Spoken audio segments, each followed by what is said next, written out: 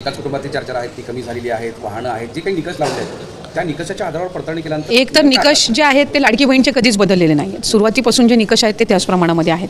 प्रत्येक विभागाकडे आपापली एक रजिस्ट्रेशन असतं, प्रत्येक विभागाकडे आपापला एक डेटा असतो. जसं अन्न व नागरी पुरवठ्याचा आहे किंवा कृषी विभागाचा आहे किंवा माहिती व तंत्रज्ञान विभागाचा असेल, परिवहन विभागाचा असेल. हा जो त्यांचा डेटा असतो याचा कुठल्याही दुसऱ्या विभागाला ॲक्सेस असण्याचं काही कारण नसतं. त्याच्यामुळे महिला व बालविकास विभाग म्हणून आम्ही वेगवेगळ्या ज्या काही विभाग आहेत त्यांच्या ज्या योजना आहेत त्यांच्याकडून त्यांचा डेटा हा मॅच करण्यासाठी मागत असतो. आणि ही रुटीन प्रोसिजर आहे, ही सगळ्या योजनांमध्ये होते. फक्त लाडकी बहीण योजना ही सुरुवातीपासून फारच प्रसिद्ध आहे, ती महिलांमध्येही पॉप्युलर आहे, ती विरोधकांमध्येही पॉप्युलर आहे आणि ती लोकप्रतिनिधी म्हणून आमच्या सगळ्यांसाठी किंवा महायुतीच्या सरकारसाठी सुद्धा महत्त्वपूर्ण आहे. त्याच्यामुळे साधारणपणे प्रत्येक जी स्कीम आहे याचं डेटा व्हेरिफिकेशन, त्यांची ऑडिट, ह्या सगळ्या गोष्टी होत असतात. आता साधारणपणे लाडकी बहीण योजनेच्या मध्ये सुद्धा आम्ही डिसेंबर जानेवारी महिन्यामध्ये कृषी विभागाचा आम्ही डेटा त्या ठिकाणी मागवला होता. म्हणजे आम्ही मागवला होता खरं तर ऑक्टोबरच्या आधी, पण मधल्या कालावधीमध्ये आचारसंहिता होती विधानसभेची. त्याच्यानंतर आम्हाला तो डिसेंबरच्या अखेरीस जानेवारीच्या पहिल्या आठवड्यामध्ये प्राप्त झाला. मग त्याच्यामध्ये जे नमो शेतकरीचे लाभार्थी होते ते आम्ही लाडकी बहीणमधून त्यांना 500 रुपये आणि नमो शेतकरीमधून 1000 म्हणजे एकूण त्यांना 1500चा लाभ अशा पद्धतीनं त्यावेळेला रुजू केलं. अन्न व नागरी पुरवठाकडनं तर आम्हाला जे शिधाधारक असतात किंवा जे तुमचं पिवळा आणि केशरी कार्डधारक असतात तो डेटा त्या निमित्ताने मिळाला. परिवहन विभागाकडनं एक काही मर्यादित आम्हाला डेटा मिळाला. IT चा म्हणजे इन्कम टॅक्सचा आम्ही डेटा केंद्राकडून मागवला होता, तो आम्हाला या आठवड्याभराच्या कालावधीमध्ये ती एक आम्हाला अपेक्षित आहे की त्याचं एक इम्प्लिमेंटेशन विभागाकडून त्या ठिकाणी होईल. मधल्या कालावधीमध्ये माहिती व तंत्रज्ञान विभागाने एक 25-26 लाखाच्या डेटाची आम्हाला माहिती दिली. आता एक गोष्ट आपण समजून घेणं आहे की त्यांच्याकडे जितका डेटा आहे तो सगळा त्यांनी दिला. त्याच्यानंतर आम्ही त्याच्या क्रॉस व्हेरिफिकेशनची सुरुवात केली.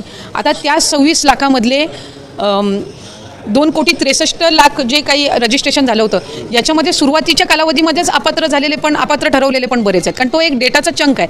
तर त्याच्यातले त्या 26 लाखामधले 26 लाख काही बाद नाही झालेले आहेत. त्याचं आम्ही क्रॉस व्हेरिफिकेशन ची प्रोसिजर आम्ही केलेली आहे.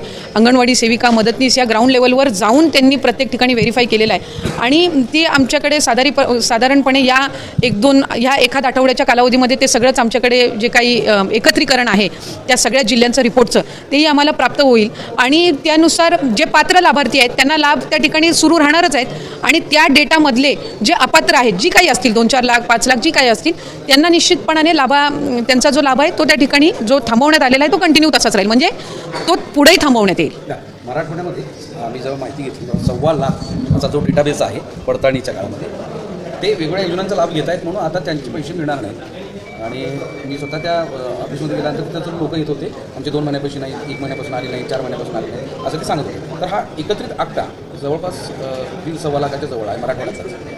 नाही, साधारणपणे याच्यामध्ये मी म्हटल्याप्रमाणे ग्राउंड लेवलचं व्हेरिफिकेशन होईपर्यंत तो आकडा किती आहे हा निश्चित करणं हे आमच्यासाठी किंवा कोणासाठी त्या ठिकाणी चुकीचं ठरणार आहे.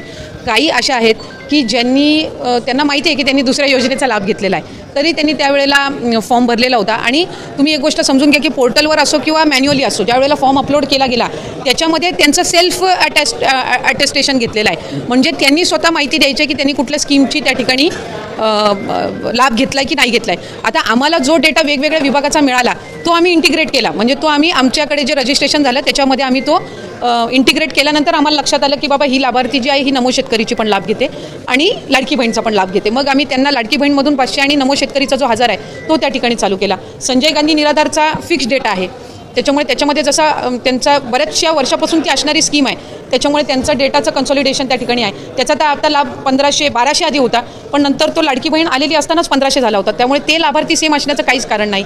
काही असे होते ज्यांची 4 व्हीलर होती त्यांचा डेटा परिवहनकडे नव्हता, त्याच्यामुळे ही ग्राउंड लेवलची स्क्रुटिनी केलेली आहे. आणि मला खात्री आहे की जे अपात्र ठरतील त्यांना माहितीच होतं की कालांतराने ते अपात्र होणार आहेत. शेवटी आपण ज्या वेळेला फॉर्म भरत असतो त्यावेळेला आपल्याला माहिती असतं की आपण कुठल्या तरी स्कीमचा फायदा म्हणजे आपण लाभ घेतोय आणि तरीसुद्धा आपण हा फॉर्म भरलेला आहे. त्याच्यामुळे असं काही नाही आहे की ते त्यांच्यासाठी पण अनपेक्षितपणाने राहणार आहे. शेवटी तो डेटा व्हेरीफाय झाल्यानंतर सरकारी जे कर्मचारी आहेत त्यांच्याकडून ती रक्कम वसूल करण्याचा निर्णय हा विभागाने घेतला, शासनाने घेतला. मंत्रिमंडळाच्या बैठकीमध्ये सुद्धा राज्याचे मुख्यमंत्री आणि दोन्ही उपमुख्यमंत्री मंत्रिमंडळांसमोर त्या ठिकाणी तो आम्ही ठेवला आणि त्यानुसार सरकारी चलांच्या माध्यमातून ते राज्याच्या तिजोरीमध्ये येण्याची प्रक्रिया ही त्या ठिकाणी सुरू आहे. त्याच्यामुळे कुठल्याही पात्र लाभार्थ्यावर अन्याय होऊन देणार नाही ही दक्षता विभाग म्हणून आम्ही घेतली. शेवटचा छोटा की पर्सेंटेज काय असेल किंवा मी आपल्याला म्हटलं की साधारणपणे त्याच्यामधली वेग स्टेटमेंट करणं हे मंत्री म्हणून सुद्धा माझ्या पद्धतीनं मला वाटतं ते योग्य राहणार नाही. पण कुठलीही योजना जर असेल आपण समजून घ्या की त्याच्यामध्ये काही प्रमाणामध्ये काही पर्सेंटेजमध्ये एरर हा होत असतो, पण त्याच्यामध्ये स्क्रुटिनी हा दरवर्षीची ही साधारणपणे प्रक्रिया आहे आणि ती फक्त लाडकी बहीण नाही. हॅलो लाडक्या बहिणींनो आणि लाडक्या ताईंनो, 3/10/2025 ची सर्वात मोठी न्यूज आहे. मी तर म्हणतो 2025 ची सर्वात मोठी न्यूज आहे. लाडक्या बहिणींनो, तुम्ही आत्ताच आदिती तटकरे मॅमचं भाषण ऐकलं असेल. त्यांनी सरळ सांगितलं ज्या 26 लाख बहिणी अपात्र होत्या त्या काय ठरलेल्या आहेत, पात्र ठरलेल्या आहेत. आणि ज्या पात्र बहिणी होत्या त्या अपात्र ठरलेल्या आहेत. काय झालेल्या आहेत या 2 तारखेला म्हणजे दसऱ्याला काय झालेलं आहे मी तुम्हाला सविस्तर सांगणार आहे लाडक्या बहिणींनो. त्याचबरोबर लाडक्या बहिणींनो, ई-केवायसी करताना अनेक बहिणींना अडीअडचणी जात आहे. सोबतच अपात्र बहिणी पात्र ठरलेल्या आहेत. खुश खबर आहे प्रत्येक बहिणींसाठी. आणि ज्या बहिणी पात्र होत्या त्यांच्याकडनं वसुली केली जाणार आहे. सगळी माहिती मी व्हिडिओच्या माध्यमातून तुम्हाला देणार आहोत. तत्पूर्वी लाडक्या बहिणींनो, पहिल्यांदा जर व्हिडिओ बघत असाल तर तुम्ही व्हिडिओला नक्की लाईक करा, शेअर करा आणि सबस्क्राईब करायला विसरू नका. आणि व्हिडिओला शेवटपर्यंत नक्की बघा. तुम्हाला इतक्या काही गोष्टी या व्हिडिओमध्ये मिळणार आहे की तुम्ही विचार सुद्धा करू नका.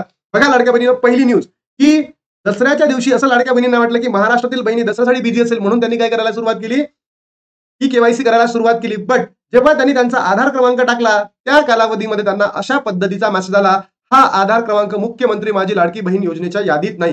म्हणजे दसऱ्याला म्हणजे 2 तारखेला आणि रात्रीला 3 तारखेच्या रात्रीला म्हणू शकतो आपण किंवा 2 तारखेच्या रात्रीला म्हणू शकतो, इतक्या बहिणींचे मेसेज आले की दादा आमची ई केवायसी होत नाही आहे, तर आम्ही काय करावं. तर लाडक्या बहिणींनो, तुम्ही काहीच करायची गरज नाही. वेबसाईटचा प्रॉब्लेम आहे, वेबसाईटचा प्रॉब्लेम आहे. आणि जी सरकारची वेबसाईट आहे लाडकी बहीण .महाराष्ट्र.gov.in ही जी वेबसाईट आहे पूर्णपणे क्रॅश झालेली आहे, क्रॅश. बरोबर.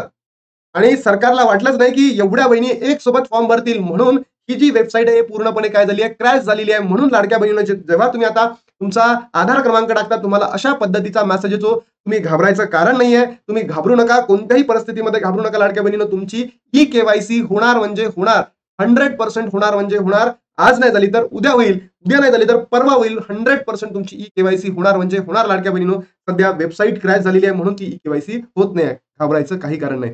सोबतच बघा लाडक्या बहिणींनो, काही बहिणींचं असं होत आहे की त्यांची ई केवायसी कंप्लीट होत आहे, ई केवायसी कंप्लीट झाली, पण आता ते जेव्हा चेक करत आहे तेव्हा सुद्धा त्यांना अशा पद्धतीचा मेसेज येत आहे की सदर आधार क्रमांक योजनेच्या पात्र यादीमध्ये नाहीत. पात्र होने के बाद भी प्रॉब्लेम क्यू, म्हणजे तुम्ही पात्र झाले आहे आणि तरी सुद्धा अशा पद्धतीचा एरर येत आहे. तर लाडक्या बहिणींनो, याचा काहीही कारण नाही आहे. वेबसाईट सध्या क्रॅश झालेली आहे, त्याचमुळे अशा पद्धतीचा एरर येत आहे.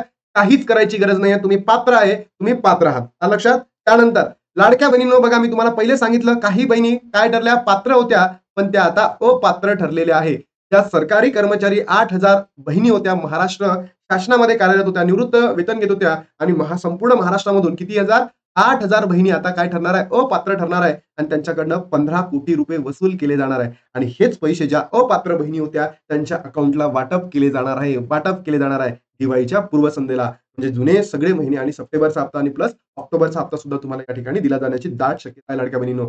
बघा, आणि ज्या मी म्हटलं होतं तुम्हाला ज्या अपात्र बहिणी होत्या त्या पात्र ठरल्या. असाच मेसेज तुम्ही जर बघितला असेल व्हिडिओच्या पहिले आदिती तटकरे मॅमने तुम्हाला दिलेला आहे की ज्या 26 लाख बहिणी होत्या सगळ्याच बहिणी आता अपात्र ठरणार नाहीत, त्यापैकी 25 लाख बहिणी पात्र ठरणार आहे, असे प्रतिपादन महाराष्ट्राच्या ज्या महिला व बाल विकास मंत्री आहे आदिती तटकरे मॅम यांनी दिलेले आहेत. म्हणून ही फक्त नांदेड जिल्ह्याची माहिती होती, एका जिल्ह्याची, आता संपूर्ण जिल्ह्यांची माहिती समोर येईल, यादी येईल आणि त्याच्या माध्यमातून ज्या अपात्र बहिणी होत्या जून, जुलै, ऑगस्ट पासून त्या बहिणींना त्या 3 महिन्याचे 4,500 रुपये, जून ऑगस्ट मध्ये असेल तर 3,000 रुपये आणि ऑगस्ट हप्ता नाही जर भेटला असेल तर 1,500 रुपये असं भेटणार आहे. आणि 15वा आणि 16 हप्ता एकत्र जर केले तर 7,500 रुपये. तर मला कमेंट बॉक्स मध्ये सांगा लाडक्या बहिणींनो, अशा पद्धतीचे एरर कोणत्या कोणत्या बहिणीला येतात ई केवायसी करताना.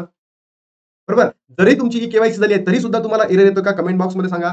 सोबतच लाडक्या बहिणींनो, तुम्हाला असं म्हणायचं आहे ज्या बहिणी जून पासून अपात्र होते त्यांनी कमेंट बॉक्स मध्ये आपलं नाव आणि आपला जिल्हा सांगा. ज्या बहिणी जुलै पासून होते त्यांनी सुद्धा आपलं नाव आणि आपला जिल्हा सांगा. ऑगस्ट मध्ये ज्या अपात्र ठरल्या त्यांचे सुद्धा नाव आणि जिल्हा सांगा.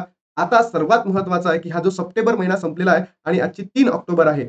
मग आता या योजनेचे सप्टेंबरचा हप्ता किंवा ऑक्टोबरचा हप्ता दोन्ही हप्ते आपल्याला कधी मिळणार आहे, याचं उत्तर आहे हा सप्टेंबरचा हप्ता पुढे जाणार का, याचं उत्तर आहे यस, पुढे जाणार म्हणजे जाणार लाडक्या बहिणीनं. अजून जी आर आलेला नाही, अजून जी आर पुढे आलेला नाही आहे. मग तुमचा प्रश्न असेल की सप्टेंबरच्या हप्त्यासाठी आता आम्हाला ई केवायसी लागेल का, तर याचं उत्तर आहे लाडक्या बहिणींनो नाही. सप्टेंबर आणि ऑक्टोबरच्या किंवा मी तर म्हणतो नोव्हेंबरच्याही महिन्यासाठी तुम्हाला ई केवायसीची गरज नाही. जो डिसेंबरचा पुढे महिना असेल त्याच्यासाठी तुम्हाला ई केवायसी गरजेचं आहे, बरोबर, तेव्हा जाऊन तुम्हाला लाभ मिळेल. पण आता लाडक्या बहिणींनो, सप्टेंबर आणि ऑक्टोबरचा हप्ता यासाठी तुम्हाला ची गरज नाही. बघा, तुम्ही जर बघितलं तर तुमच्या लक्षात येईल, आजच्या 2 तारीख संपली, दसरा संपला, आजची 3 तारीख आहे. आज फ्रायडे आहे आणि सॅटर्डे सोडूनच द्या, येणार नाही म्हणजे येणार नाही. मी तुम्हाला सांगतो, लाडक्या बहिणींनो, GR येणार तर 6 ते 10 मध्ये. 6 ते 10 मध्ये.